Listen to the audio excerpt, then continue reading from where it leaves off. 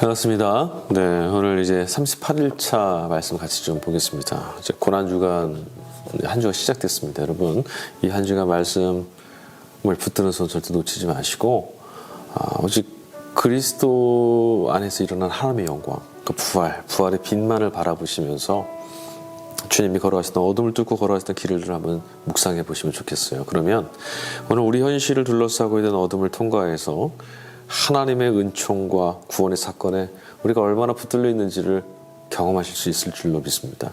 한 주간도 말씀 안에서 함께 걷는 믿음의 걸음 되시기를 간절히 축복합니다. 오늘 같이 읽은 본문은 창세기 45장, 마가복음 15장, 그리고 욥기 11장, 로마서 15장 말씀입니다.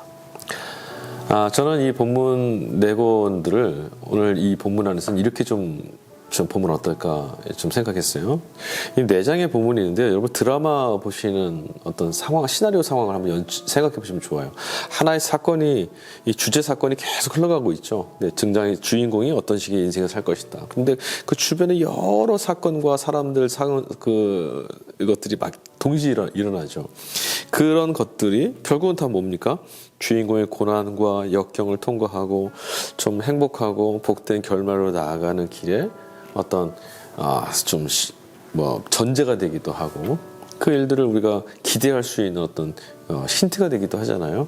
그래서 이 네 권의 말씀, 신약 두 권과 구약 두 권의 말씀 우리 같이 읽을 때 이 네 장의 말씀이 서로 다른 역할을 감당하고 있는 거예요. 그러니까 하나의 주제 말씀이 있고요, 본문 말씀이 있고 나머지 말씀들이 그 주제 본문을 설명해주고 부연해주고 구체화해주는 그런 역할을 감당할 수도 있다는 거죠.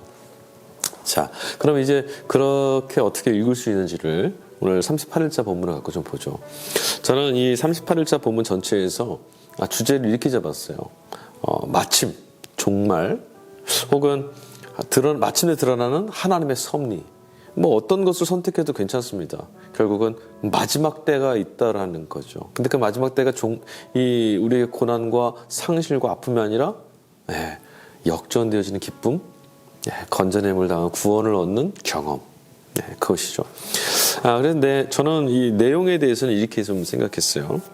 여러분 삶에 들이워지는 고난, 역경, 환란, 어려움뿐만 아니라 하나님이 우리에게 주신 사명도 끝날 때가 있다라는 거예요. 그렇지 않습니까? 여러분 우리가 위로를 받고 싶다고 하는 어떤 기대, 또 그뿐만 아니라 높아지려고 했던 어떤 교만함, 어떤 것이 되었던 그런 것들 다 결국 끝날 때가 옵니다. 고통 가운데서 자신을 파괴하고 절망하며 쓰러지는 그 일도 끝날 때가 오고요. 그러나 거기서 몸부림치고 믿음으로 씨름해왔던 시간도 그 시간의 마침이 온다라는 거예요. 그러므로 여러분, 하나님의 사람들은 우리 주변에 있는 일들 때문에 일희일비하지 않고 오직 하나님의 말씀, 진리의 말씀, 약속의 말씀을 붙들고 그것을 추구하며 믿음의 걸음을 걸어가야 한다. 그것이 전체의 내용이라고 저는 생각해 봤습니다. 자, 구체적으로 좀 한번 보죠. 구약 첫 번째 본문이 창세기 45장이에요. 요셉과 그 형제들에 관한 이야기죠. 자, 창세기 45장에서 우리가 전체적으로 읽을 수 있는 건 뭐냐면 이 요셉을 통해서 주목해 볼 사람이 하나 있어요. 큰 이야기가 뭐냐? 바로 야곱의 인생입니다. 이스라엘 백성들의 정말 본질적인 조상이라 할 수 있는 야곱이거든요. 이스라엘이라는 이름을 갖게 된 그 야곱의 인생이 어땠어요? 성경 말씀 안에서 보면 정말 그 노후가 너무 비참하죠. 그런데 어때요? 야곱의 이 불행하고 고난받고 정말 자식을 잃고 상심에 빠져 스올에 내려가서 사는 것처럼 그런 고통스러운 인생이 요셉을 통해서 마침내 어떤 일이 일어나냐면 그런 고통과 고난의 삶이 끝나는 대목을 오늘 보게 돼요. 자, 어떤 대목입니까? 자, 오늘 본문 말씀 보죠. 7절부터 11절까지 좀 볼까요? 앞에는 요셉의 형제들에게 자기가 자기의 신을 이제 드러낸 대목이고요. 7절, 11절 보니까 요셉의 형들을 원망하지 않죠. 이 애굽에 팔려온 이 모든 일들에 관한 요셉의 신앙의 고백이 나와요. 그게 뭡니까? 형들이 나를 팔아서 여기에 형들이 악한 일을 했기 때문에 내가 여기 좀 그 비참한 인생을 산 게 아니라 하나님이 큰 구원을 이루어내시려고 나를 여기 보내신 거다. 형들을 사용한 것뿐이다. 이렇게 얘기하는 거죠. 아니면 또 형들의 악함이 있을지라도 하나님이 선으로 바꿔놓으셨다. 하나님 목적과 계획이 있었다는 거죠. 섭리죠. 우리는 사건의 이면만 보고 또 어느 한쪽 면만 볼 수밖에 없죠. 그러나 이것들이 후일에 또는 우리 전체 인생에 우리 역사 속에서 어떤 의미를 갖는지는 우리는 알지 못하지만 하나님은 우리가 보지 못하는 그 영역의 사건을 우리에게 가져오신다는 거예요. 그게 섭리 아니겠습니까? 자, 그 일을 말하고요. 그 다음 이후에 이제 형제들과 같이 이야기 나눈 대목이 나오고 19절에 가보니까 결국 애굽의 바로가 이제 명을 내립니다. 야곱을 모셔와라. 이제 요셉 자신의 나라의 이제 총리이지 않습니까? 이 재상인 요셉의 아버지 야곱을 모셔와라. 그러니까 왕의 그 어떤 그 은택을 입어서 오게 되는 구걸을 하고 목숨을 연명하기 위해서 이렇게 오는 것이 아니라 왕의 그 어떤 영광을 힘입고 올 수 있도록 초대를 받게 되죠. 인생이 참 갑자기 확 바뀐 거예요. 자, 그 다음 26절 이후의 말씀은 그래서 이제 형제들과 이제 야곱에게 다시 돌아가서 애굽에서 이런 일이 있었고 애굽의 왕이 자신을 부른다는 것, 이제 소식을 전합니다. 그때예요. 야곱은 요셉이 살아있다라는 말을 듣게 됐죠. 처음 들은 거죠. 짐승에게 찢겨 죽었다고 생각했던 자신이 사랑했던 그 아내 라헬의 정말 눈에 넣어도 아프지 않았던 그 자녀 요셉, 그 아이가 죽은 줄 알고 자신은 왜 그 아이를 형들을 좀 챙기라고 들판에 보내서 죽게 만들었을까, 죄책감, 상처, 아픔, 그런 것들을 십수년을 동안 가슴에 묻고 살아왔었던 야곱인데 그 모든 죄책감으로부터 그 모든 상처와 아픔으로 벗어나는 소식을 전해 듣습니다. 요셉이 살아있답니다. 야곱이 갖고 있었던 인생의 고난과 아픔과 절망의 문제가 맞춰진 거죠. 자, 그 다음 여기까지만 하고 또 신약성경 가겠습니다. 마가복음 15장입니다. 예수님께서 이제 십자가 짊어지시는 고난에 대한 대목, 이제 마가복음 15장에 등장하는데요. 예수님이 십자가에 달리시는 것까지 나오죠.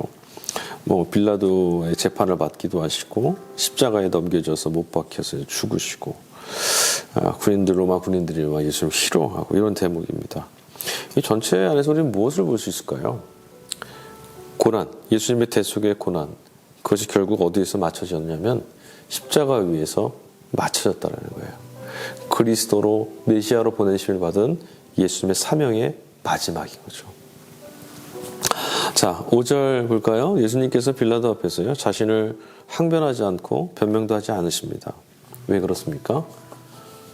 주님의 보내심의 자리에 마지막 마침을 이루기 위해서, 마침을 향해 나아가기 위해서죠. 11절 말씀, 대제사장들이 무리를 충동하여 도리어 바라바를 놓아달라 하더라. 빌라도가 이제 6월절 그 전례에 의해서 죄수를 놓아줄 수 있었단 말이에요. 그래서 바라바와 예수를 두고 백성들이 선택하게 했어요. 사실 빌라도는 예수님을 잡아 죽일 마음이 없었거든요. 그런데 뜻하지 않게 오히려 예수를 선택해서 그들이 예수님을 놓아달라고 할 줄 알았는데, 예수님 처음 예루살렘 입성하실 때도 환호했던 그들 아니었어요? 그런데 어떻게 했습니까? 도리어 바라바를 내놓으라. 대제사장들이 그 무리를 충동했다고 하는데, 결국 이런 예수님 입장에서 본다면, 제자들 입장에서 본다면 이거 정말 억울하죠. 정말 이 상황이, 걷잡을 수 없는 이 상황이 하나님 원망하지 않고 견딜 수 없는 그런 상황이지 않습니까? 그런데 이런 상황도, 바라바를 놓아달라고 하는 이 엉터리 같은 이런 상황도 결국 뭡니까?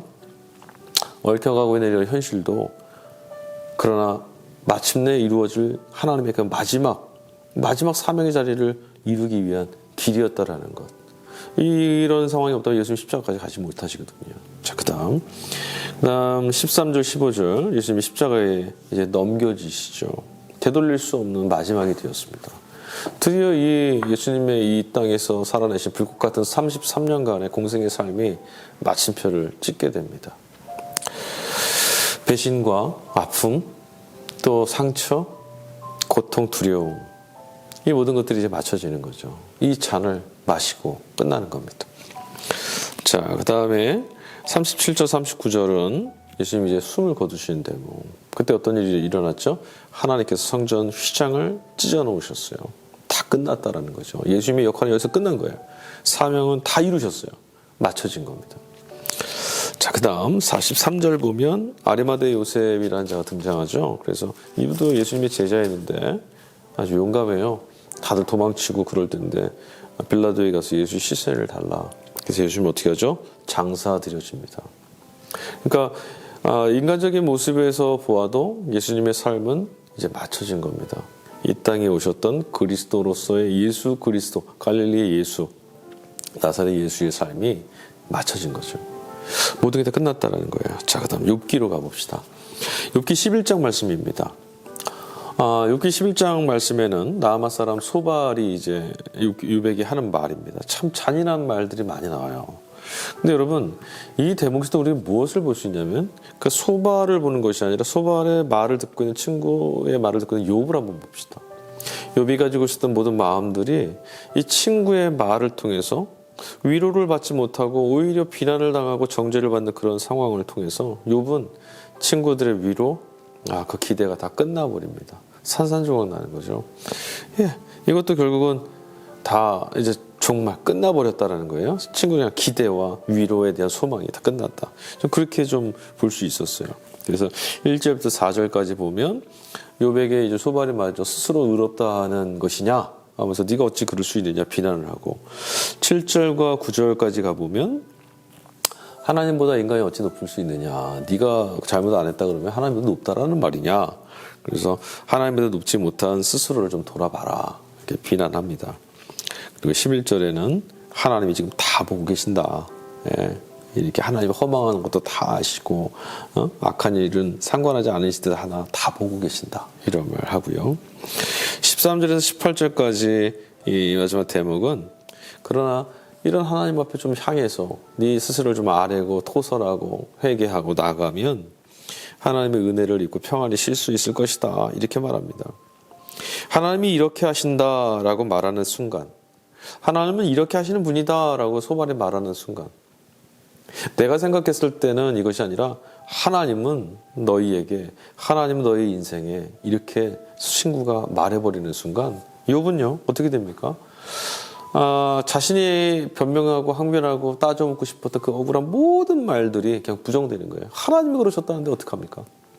그러니까 욥에게 신의 이름을 빌린 어찌 보면 그 개인에게 있어서는 정말 끔찍한 폭력이죠. 요즘도 이런 일은 참 많죠. 하나님이 이게 벌 주신 거야. 하나님이 너에게 그러신 거야. 그럼 더 이상 그로서는 아무런 변명을 할 수가 없어요. 정말 끔찍한 일입니다. 그래서 지금 욥은 그런 상황에 좀 처했어요. 그래서 친구의 말을 통해서 결국 자신이 갖고 있었던 기대, 위로에 대한 소망 모든 게 다 끝장나버린 마지막이 됐습니다. 그러니까 이 욥기 지금 11장 말씀은 개인의 어떤 좀 기대하고 있었던 것들의 종결을 말하는 거죠. 종말이 됐어요. 자, 그다음 신약 서신서 로마서 15장 말씀 보겠습니다.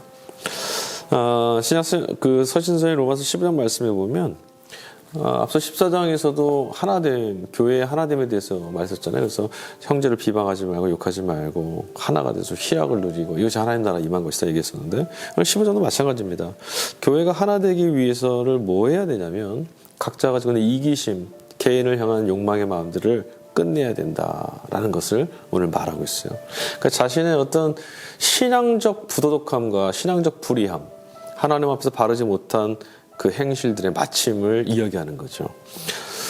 자, 5절과 7절 말씀 보면 그리스도의 뜻, 우리로 하여금 함께 하나님께 영광을 돌리게 하는 것이 바로 그리스도의 뜻이다. 이런 말씀을 바울이 전합니다. 그러니까 하나님의 뜻, 하나님의 예수 그리스도를 통해서 이루셔야 하는 그 뜻, 예수 그리스도께서 우리 안에 바라시는 소망이 바로 뭐라고요? 하나가 되게 하는 것이다. 그거야말로 하나님께 영광 돌리는 것이다. 이렇게 말해요. 이유죠. 왜 우리가 우리 개개인적인 옳지 못한 신앙의 모습들을 이제 맞춰야 되는지, 끝내야 되는지 이유입니다. 이유. 자, 그다음 13절 말씀에 가보면 소망의 하나님 모든 기쁨과 평강을 믿음 안에서 너에게 충만하게 하사 성령의 능력으로 소망이 넘치게 하시기를 원한다. 이런 대목이 나와요. 성령의 능력으로 결국 뭐가 되냐면 소망이 넘치게 되는 것인데 기쁨, 평강, 믿음 안에서 충만해지는 것, 이게 바로 하나님이 원하시고 예수님이 원하시는 거죠. 여러분, 하나됨이라는 것, 결국 전도와 선교, 우리 교회에서 우리가 하는 신앙생활, 이거 한번 잘 돌아보십시오. 이게 다 무엇 하려고 하는 것이죠? 구원받는 것을 위한다라면 우리는 개인적으로 하나님 앞에 이미 구원받았어요, 믿음으로. 근데 우리가 교회에 예수 그리스도를 머리로 하는 한 몸이 되어서 하는 이 모든 일련의 삶의 행위들, 신앙의 모습들은 하나를 지향합니다. 그게 뭘까요? 하나됨이에요. 내 교회 내적으로 육체, 우리 영적인 육체, 예수님을 머리로 하는 하나의 지체로서의 하나됨도 있지만 그 하나로서 행하는 것이니까, 또 한편으로는 하나님을 거부하고 소외된, 교회 밖에 있는 소외되어 있는 우리 이 영혼들, 우리 사람들 모두가 하나님 품 안으로 돌이켜 하나 될 수 있도록 하는, 하나됨을 구하며 행하는 일들이 바로 전도이고 선교이고 그런 건 아니겠습니까? 결국 이 로마서 15장 말씀은 하나됨을 위해서, 예수 그리스도를 통해서 하나님이 이루시고자 하는 구원의 역사를 이루기 위해서 우리가 그 일들에 온전히 사용되기 위해서 우리 내면 안에 있는 이기적인 욕망들, 이런 것들 다 맞춰진다는 건 뭐죠? 버려지고, 그런 옛사람이 죽어지고, 바로 이런 것 아니겠어요? 자, 그래서 앞서 말씀드렸지만 결국 우리 개개인의 삶도 그렇고 믿음과 신앙의 삶도 그렇고 또 교회, 또 역사, 운명, 전 세계의 일을 하나님의 어떤 계획, 마침내 맞춰지는 때가 온다라는 것. 그래 여러분, 오늘 이 절망하는 시대에 여러분이 절망이 찾아오는 건 어쩔 수 없지만 사로잡히지 마십시오. 그것들이 끝날 때가 옵니다. 고통과 아픔, 눈물이 마르지 않습니까? 그러나 여러분, 그 일도 끝이 옵니다. 하나님이 끝이다라고 마침표를 찍으신 날이 온다는 거예요. 하나님의 역사와 하나님의 위로와 하나님의 구원의 그 소망이 저와 여러분들 안에, 그 심령 안에 깊이 새겨지고 든든하게 세워져서 주님이 끌고 오시는 내일, 하나님이 마침내 이루실 소망의 날 함께 바라보시고 그리 넉넉히 이겨내고 또 넉넉히 주님 주시는 은혜로 영혼의 기쁨을 누릴 수 있는, 그리고 우리 함께 마주할 수 있는 그 날 우리 잘 준비할 수 있기를 간절히 소망합니다.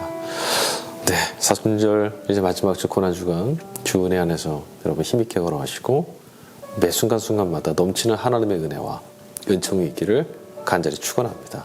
감사합니다.